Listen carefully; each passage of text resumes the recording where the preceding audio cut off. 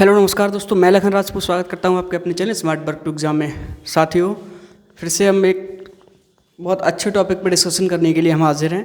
जैसा कि आप देख पा रहे हैं कि यूपी ट्रिपल सी पैट 2025, जी हाँ, यूपी ट्रिपल सी पैट 2025 का नोटिफिकेशन तो लगभग 1 महीने पहले आ चुका है आपका। लेकिन अब हमें जो है इसकी एक सटीक रणनीति लेकर के चलनी है, जिससे कि हम इसमें एक अच्छा सेफ स्कोर कर सकें और इससे आने वाले जितने भी एग्ज़ाम है, जिससे जितनी भर्तियां आगे आने वाली हैं, जैसे आपका लेखपाल की वैकेंसी हो गई, आपका ये ग्राम विकास अधिकारी से बीडीओ बोलते हैं, उनकी वैकेंसी हो गई। तो ऐसे तमाम पदों की वैकेंसी जो कि यूपी ट्रिपल एससी के माध्यम से भरे जाने हैं पद, तो इस एग्ज़ाम होने के बाद में तुरंत उन भर्तियों का भी मुझे लग रहा है कि अनाउंसमेंट कर दिया जाएगा। तो उसमें जो है हमें एक बहुत अच्छा और सेफ़ स्कोर करना बेहद ज़रूरी है। अगर इस एग्ज़ाम में हम सेफ़ स्कोर नहीं कर पाते हैं तो ये मतलब हम जो है उन वैकेंसी में जितनी वैकेंसी आने वाली हैं उसमें हम बैठने के योग्य नहीं हो पाएंगे। तो हमें एक अच्छा और सेफ स्कोर मतलब इसमें लेकर के आना होगा। और ये यूपी ट्रिपल एससी पैट का जो एग्ज़ाम है आपका लगभग 3 साल के लिए वैलिड कर दिया है गवर्नमेंट ने।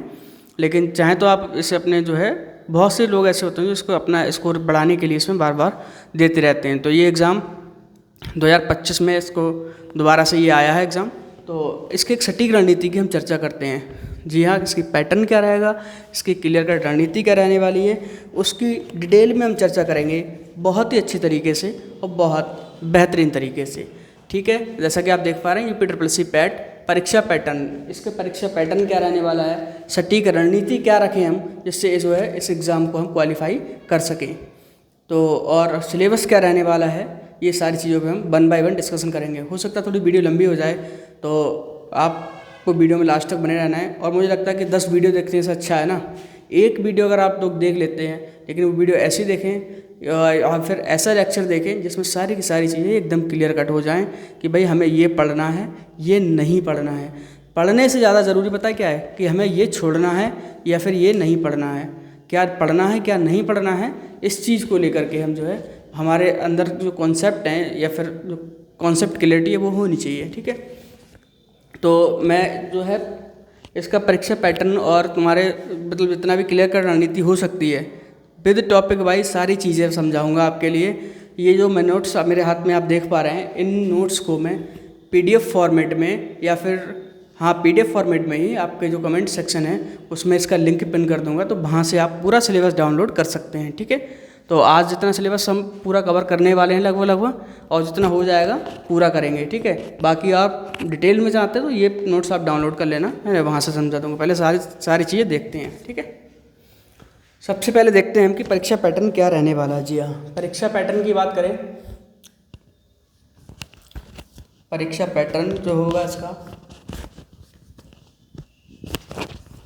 परीक्षा पैटर्न में ये जो है आपका टोटल मार्क्स, टोटल क्वेश्चन जो रहने वाले हैं, आपका नंबर ऑफ क्वेश्चन रहने वाले 100 क्वेश्चन की ये परीक्षा होगी।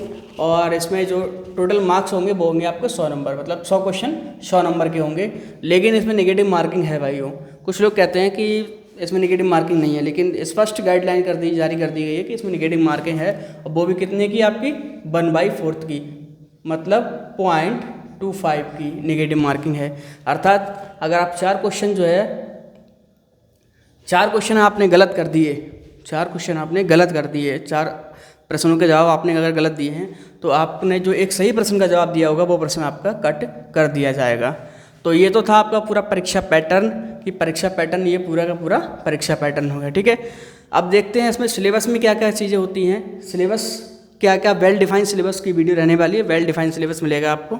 अगर हम जीके की बात करें, सबसे पहले हम किसकी बात करें, जीके की। अगर हम जीके की बात करें तो जीके के अंदर आप एक बार, मैं साइड हो जाता हूँ थोड़ा सा, देखिए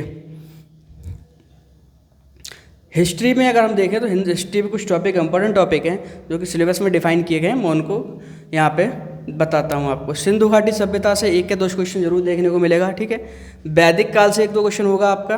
बौद्ध धर्म और जैन धर्म, यहाँ से तो ये तो इम्पोर्टेंट सेक्शन है आपका। क्या है, इम्पॉर्टेंट सेक्शन है, इम्पॉर्टेंट इसे कहते हैं आपका इम्पॉर्टेंट सेक्शन।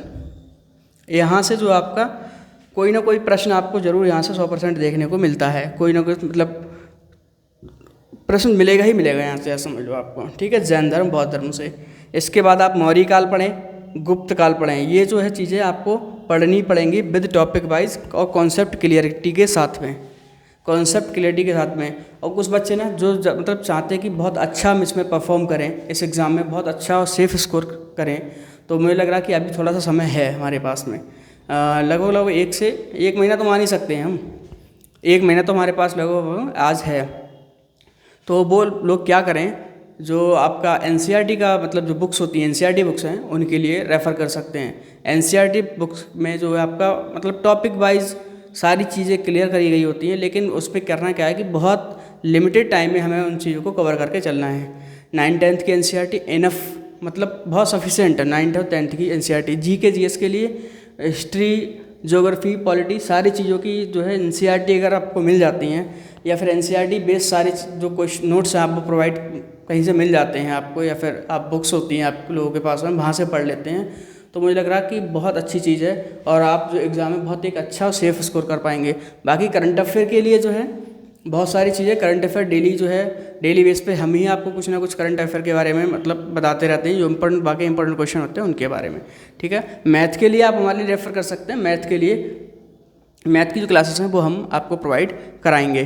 ठीक है, तो आज इसकी रणनीति के बारे में चर्चा कर रहे हैं हम। इसके बाद कहते हैं मध्यकालीन Bharat, medieval history. Medieval history से क्वेश्चन हो भी सकता है कि 1-2 क्वेश्चन आपका मिडिवल हिस्ट्री से आपको आई होप दिखाई दे रहा होगा। इधर मैं थोड़ा साइड हो जाता हूँ। ठीक है, आपका हो गया मध्यकालीन भारत। इसके बाद हो गया आपका मराठा साम्राज्य। मराठा साम्राज्य इसके बाद ये आपको नहीं दिखाई दे रहा होगा, ये चीज़ नहीं दिखाई दे रही होगी, मैं बोल देता हूँ। आधुनिक भारत की घटनाएं, क्या है ये नीचे का टॉपिक दिया है, आधुनिक भारत की घटनाएं। ठीक है, तो ये चीज़ें आपकी हुई हिस्ट्री में। हिस्ट्री में अगर आपने इतने टॉपिक क्लियर कर लिए, इतने टॉपिक तैयार कर लिए, तो आपको जो है कहीं भी और चीज़ें पढ़ने की आवश्यकता नहीं है। ये एक चीज़, ये कॉन्सेप्ट पढ़ लीजिए, ये टॉपिक पढ़ लीजिए, इसके बाद इनके क्यूज़, इनके क्वेश्चंस लगा लीजिए, मोर देन सफिशेंट है इतना आपके हिस्ट्री के लिए। ठीक है, बात करें अगर हम भूगोल की बात करें, ये मार्कर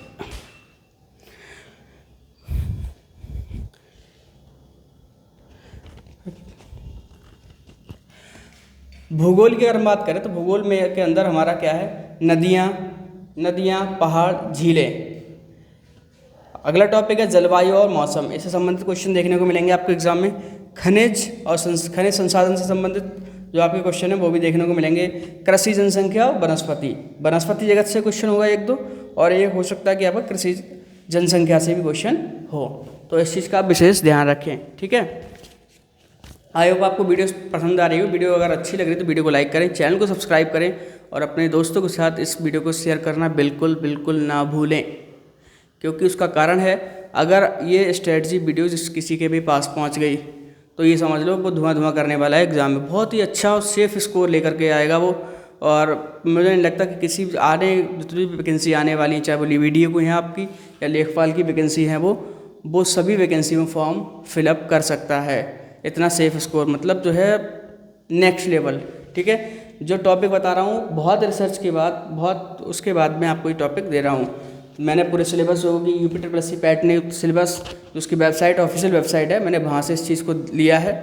वहाँ से लेने के बाद में इसे प्रॉपर एनालाइज़ किया है कि क्या टॉपिक इंपॉर्टेंट है। उसमें भी टॉपिक सिलेबस सारा दिया हुआ है, लेकिन उसमें बहुत वास्ट सिलेबस है, तो उसको एक समराइज वे में लेकर के सब सिलेबस को आया हूँ। ठीक है, इसकी ये नोट्स जो है आपके सिलेबस के जो मिल जाएंगे आपको, इसके जो है आपको जो वीडियो है, वीडियो के डिस्क्रिप्शन बॉक्स में इसके नोट्स आपको प्रोवाइड करा दिए जाएंगे। ठीक है, अगर बात करते हैं अर्थव्यवस्था की, आज तो मार्कर बिल्कुल चल के नहीं दे रहा, इंक भी मुझे लग रहा है। अर्थव्यवस्था की अगर हम बात करें, भारतीय अर्थव्यवस्था से कौन कौन से क्वेश्चन रहने वाले हैं। भारत में योजना व्यवस्था, ये भाई इंपॉर्टेंट टॉपिक, इसे मार्क कर लो, इसको जो है आप क्या इम्पोर्टेंट मार्क कर लें। चल गया अभी, इम्पॉर्टेंट, ये बेहद इम्पॉर्टेंट टॉपिक है। योजना व्यवस्था से क्वेश्चन जरूर आता है। ठीक है, वो चाहे वो क्या नाम पंचवर्षीय योजनाएं हो गई आपकी। ठीक है, पंचवर्षीय योजनाओं से मतलब मोस्टली क्वेश्चन जो है पिछले सालों में देखने को मिले, और ये मतलब ऐसा नहीं है कि एक एग्जाम में देखने को मिलेगा तो मैं आपको कह रहा हूँ, नहीं, ये कई एग्जाम में लगभग मैंने देखा कि पंचवर्षीय योजनाओं से क्वेश्चन बनते हैं। ठीक है, इसके बाद हो गए आपका भारतीय अर्थव्यवस्था के अंदर 1991 के बाद आर्थिक सुधार, जो 1991 के बाद आर्थिक सुधार हुए हैं वो। इसके बाद गरीबी, बेरोजगारी, गरीबी व बेरोजगारी।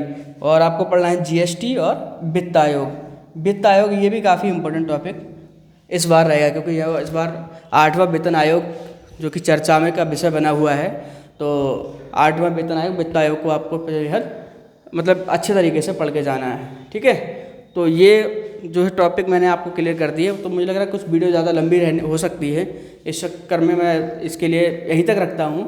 और आपको जो पूरा सिलेबस है, जो आपका पूरा सिलेबस है वो आपको PDF फॉर्मेट में मिल जाएगा डिस्क्रिप्शन बॉक्स में। इसी वीडियो के डिस्क्रिप्शन बॉक्स में उसका लिंक दिया हुआ है, वहाँ भी कमेंट सेक्शन में वहाँ भी लिंक पेस्ट कर दूंगा। तो वहाँ से ये पूरा सिलेबस आप डाउनलोड कर लीजिए। और ये सिलेबस को आप एक काम करना, ये सिलेबस को ना अपने कॉपी, मतलब एक कॉपी जो आप बनाओ बढ़िया करके, उस कॉपी के फर्स्ट पेज को छोड़, मतलब एक पेज छोड़ देना इस सिलेबस के लिए, और सारा का सारा टॉपिक वाइज नोट कर लेना।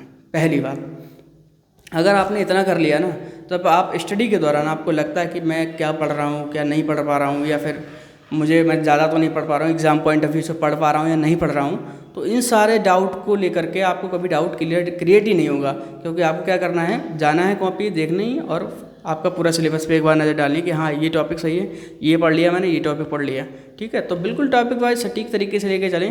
और तो आशा करता हूँ वीडियो आपको अच्छी लगी। वीडियो अच्छी लगती है दोस्तों के साथ शेयर करें, और चैनल को ज़रूर सब्सक्राइब करना दोस्तों, क्योंकि आप हमारा लक्ष्य है कि आपको एक अच्छा और एक बेहतर गाइडेंस प्रोवाइड कराया जाए। क्योंकि इस जो आज का दौर है ना, इसमें पता है भौकाल काटने वाले बहुत लोग मिल जाएंगे, लेकिन हकीकत में वाकई जो मेहनत करने के लिए तैयार है आप लोगों के साथ में, वो बहुत लोग कम देखने को मिलते हैं। तो मतलब मैं नहीं कह रहा कि अच्छा नहीं पढ़ाते हैं लोग, पढ़ाते होंगे, सही पढ़ाते होंगे, लेकिन नहीं भाई, हमें क्या मतलब, हमें स्टारडम को ही दिखाना है। हमें क्या करना है, हमें अपनी जॉब लेकर के, अपनी एक सिलेक्शन लेकर के, अपनी एक पोस्ट क्लियर करके हमें क्या करना है, हमें अपना भविष्य बनाना है। हमें इस भौकाल या फिर ये बनावटी दुनिया, मैं इसके लिए शब्द कहता हूँ बनावटी दुनिया, आपका इंस्टाग्राम हो गया, ये तमाम चीज़ें हो गई, इनमें पता है लोग घंटों घंटों रील स्वाइप कर रहे हैं। क्या मतलब है, व्यर्थ की चीज़ है, बिल्कुल बिल्कुल व्यर्थ की चीज़ है। तो इन चीज़ों मतलब आप जब पढ़ाई के दौरान इन चीज़ों थोड़ी दूरी बना लें, जो कि आपके लिए मच बेटर रहेगा। तो आई होप इस चीज़ आपको समझ में आई होंगी। मिलते हैं नेक्स्ट वीडियो में, तब तक के लिए जय हिंद, जय भारत।